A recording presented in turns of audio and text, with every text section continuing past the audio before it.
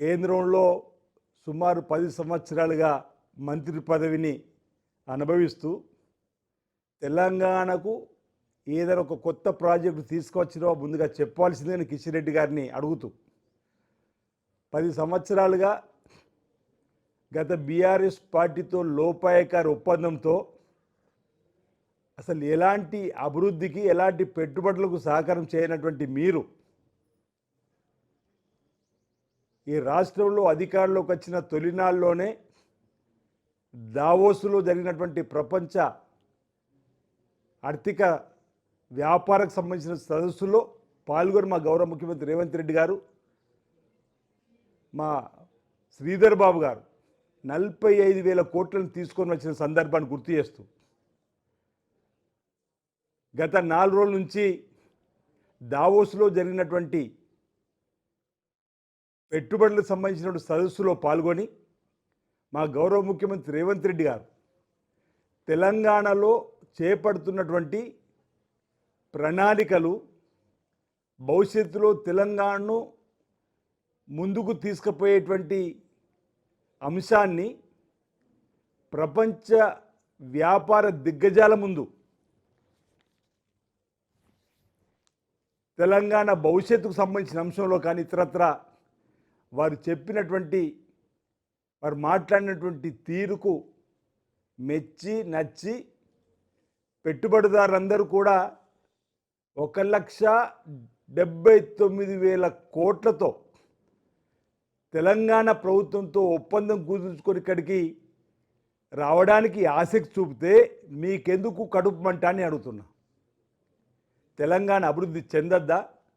తెలంగాణకు పెట్టుబడులు రావద్దా?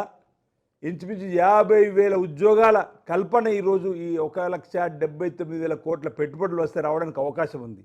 అంటే నిరుద్యోగులకు, యువతకు, పేదవాళ్ళకు ఉద్యోగాలు వద్దని మీరు కోరుకుంటున్నారా? బీఆర్ఎస్ పాడిన పాటని మీరు పాడుతున్నారు.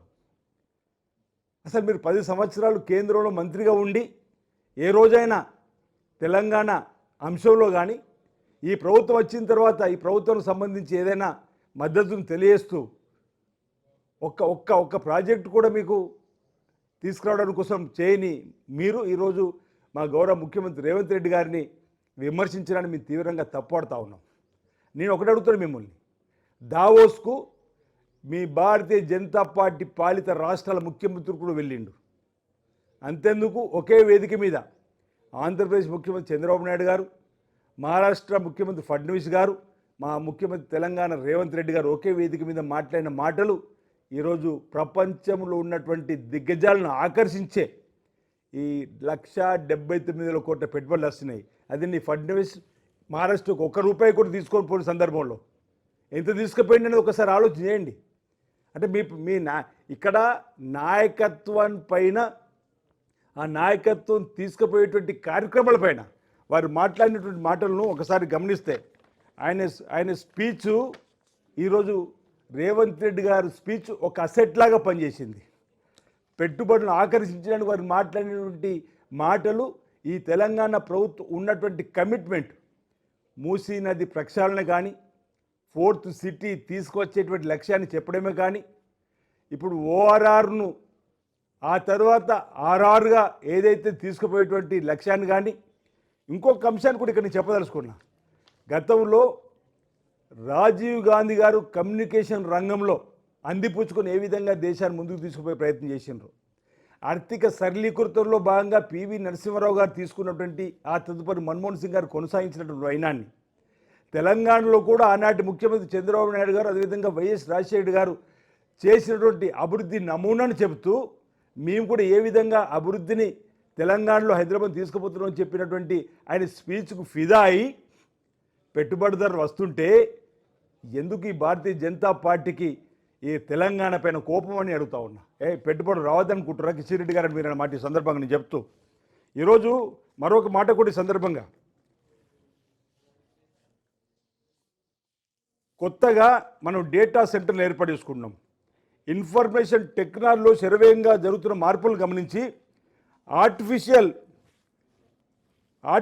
ఇంటెలిజెన్స్ ఏఈ ప్రపంచ సదస్సు కూడా నిర్వహించి ఏఈ సిటీ నిర్మాణం చేయాలని చెప్పని కోరుకుంటున్నటువంటి రేవంత్ రెడ్డి గారి ఆలోచన విధానం ఈరోజు నచ్చి అనేక మందికి ఈరోజు దావోస్లో గర్వించాల్సింది పోయి కిషన్ రెడ్డి గారు, అరే నా తెలంగాణకు ఇంత డబ్బులు ఈ ప్రభుత్వం తీసుకొచ్చింది మా మద్దతు ఉంటుందని చెప్పాల్సింది పోయి ఏదో మేమేదో బెదిరిస్తున్నాము పారిశ్రామికవేత్తలని చెప్పిన మాట ఏ ఒక్కరు నన్ను బెదిరించినట్టుగా చూపించగలుగుతారు మీరు కిషన్ రెడ్డి గారు?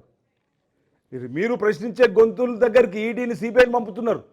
దేశవ్యాప్తంగా ఎవరు గట్టిగా మాట్లాడినా ప్రశ్నించిన పాపానికి మా గౌరవ రాహుల్ గాంధీ గారిని మీరు బహిష్కరించిన అంశం ఒకరోజు 150 పైచీలకు ఇండియా కూటమి పార్లమెంట్ సభ్యులు బహిష్కరించినటువంటి మీరా ఈరోజు నీతులు చెప్పేదన్నమాట. ఈ సందర్భంగా ఈరోజు మీరు తెలంగాణ శరవేగంగా అభివృద్ధి జరగడానికి అడుగులు వేస్తున్న మా రేవంత్ రెడ్డి గారికి కేంద్ర మంత్రి హోదాలో ఉన్న మీరు భారతీయ జనతా పార్టీ మీ ప్రభుత్వం ద్వారా సహకరించాల్సింది పోయి ఈ విధంగా ఆటంకాలు సృష్టించే విధంగా నిన్నటి రోజు మీరు మాట్లాడిన మాటలను తీవ్రంగా తప్పుపడుతూ ఉన్న తెలంగాణ సమాజం యావత్తు కూడా శరవేగంగా అడుగులు వేస్తున్న తెలంగాణకు నిన్నటి రోజు అసలు గతంలో ఏ రోజు కూడా ఇంత 1,79,000 కోట్ల పెట్టుబడులు రాలే.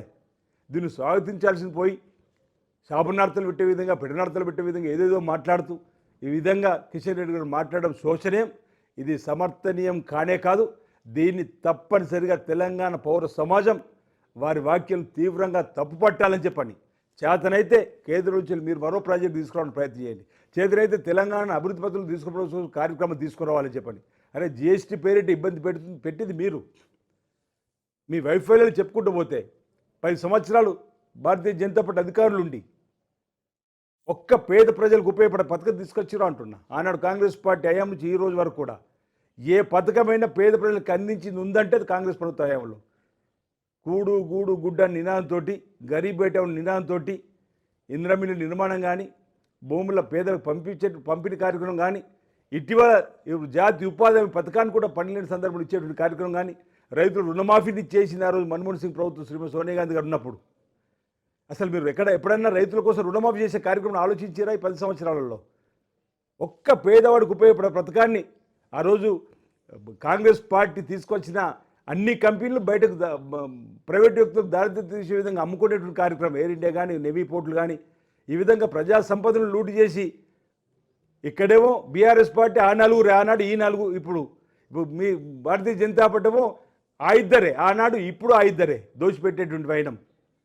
2014 కంటే ముందు ఆదాని గారు ప్రపంచ సంపన్నుల జాబితాలో 600 పైన ఉంటే 10 ఏళ్ళు దాటే వరకు ఆయన 2వ స్థానంలోకి వచ్చింది. ఈ మ్యాజిక్ ఎట్లా వచ్చింది సాధ్యమైంది అని మా రాహుల్ గాంధీ గారితో సమాధానం చెప్పలేక ఈ విధంగా కాంగ్రెస్ను ఆడిపోసుకోవడం సరైనది కాదు. ప్రధానంగా మా గౌరవ ముఖ్యమంత్రి రేవంత్ రెడ్డి గారి నాయకత్వం పైన వారు సమర్థవంతంగా వారు ఇచ్చినటువంటి స్పీచ్కు ఫిదా అయినటువంటి తెలంగాణను భవిష్యత్తులో ఏ విధంగా ముందుకు తీసుకుపోతున్న అంశాన్ని విని వారు ఆకర్షితులై అంటే మా నాయకుడి నాయకత్వం పైన మా గౌరవ ముఖ్యమంత్రి రేవంత్ రెడ్డి గారు పరిశ్రమల శాఖ మంత్రి శ్రీధర్ బాబు గారు వెళ్ళిన తీరు వారు మాట్లాడిన తీరు వారు ఆకర్షితులై వచ్చిన పెట్టుబడులను మనం స్వాగతించాలని చెప్పని ఈ సందర్భంగా కిషన్ రెడ్డి గారి వ్యాఖ్యలు తీవ్రంగా తప్పుపడతా ఉన్నాను.